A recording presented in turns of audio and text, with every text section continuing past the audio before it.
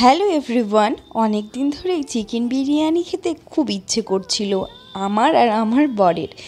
কিন্তু আমাদের একটাই সমস্যা আছে, আমরা বাইরের বিরিয়ানির থেকে বাড়ির বিরিয়ানিটাই বেশি পছন্দ করি। কিন্তু সব সময় তো আর বাড়িতে বিরিয়ানি বানানোটা সম্ভব নয়, সময়ই হয়ে উঠবে না। কিন্তু যখন সময় হয় তখনই আমি কিন্তু বাড়িতে বিরিয়ানি বানাই, আর এখানে তো আমার বর খুবই খুশি হয়। তো আজ সেই জন্য আমি বাড়িতে বানাচ্ছি বিরিয়ানি। হ্যাঁ, সময় তো আছে বটে, ওই জন্যই বানাচ্ছি। তো সকাল থেকেই আমি বিরিয়ানি তোড়জোড়েই রেডি হয়ে গেছি। এখানে প্রায় অনেক কিছুই কমপ্লিট হয়ে গেছে। মাংস ম্যারিনেট করা হয়ে গেছে, চাল ভিজিয়ে রাখা আছে, জলও বসিয়ে দিয়েছি, আলু ভাজা হয়ে গেছে, বেরেস্তা করার জন্য শুধু পেঁয়াজটা কাটতে বাকি। আর দেখো, পেঁয়াজও আমি কেটে নিচ্ছি পিস পিস করে। এবার বেরেস্তা করব আর মাংসের জন্য পেঁয়াজটা কেটে নিচ্ছি।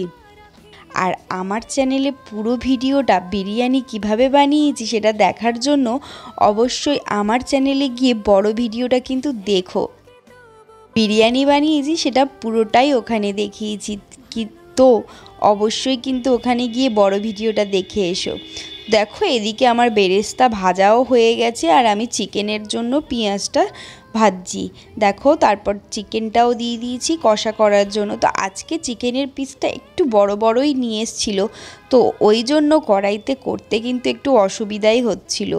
বাট যাই হোক, আজ কিন্তু আমি জল ছাড়াই একদম কষা কষা করে মাংস করেছি।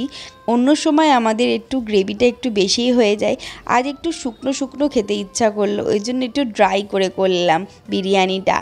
আর এদিকে দেখো, অল্প একটু বিরিয়ানির সঙ্গে কষা খাবো বলে রেখে দিয়েছি।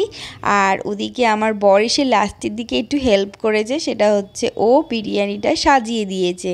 প্রতিবারেও ওটাই হেল্প করে, কারণ ওটা আমার একা দ্বারা সম্ভব হয় না। আমরা দুজনে মিলে না করলে খুব একটু সমস্যা হয়। ওই তারপর লাস্টে এসে স্যালাডটা ছাড়িয়ে দিয়েছে, কেটে দিয়েছিল। আর দেখো, আমাদের বিরিয়ানি রেডি। আর আজকে বিরিয়ানিটা কিন্তু দুর্দান্ত হয়েছিল, কষাটাও খুব সুন্দর হয়েছিল। বাট কষার থেকেও কিন্তু বিরিয়ানিটা আজকে দারুণ হয়েছিল, পুরো পারফেক্ট। আমাদের মতো কে কে বাড়ির বিরিয়ানি খেতে পছন্দ করো সেটা কিন্তু অবশ্যই কমেন্টে জানিও।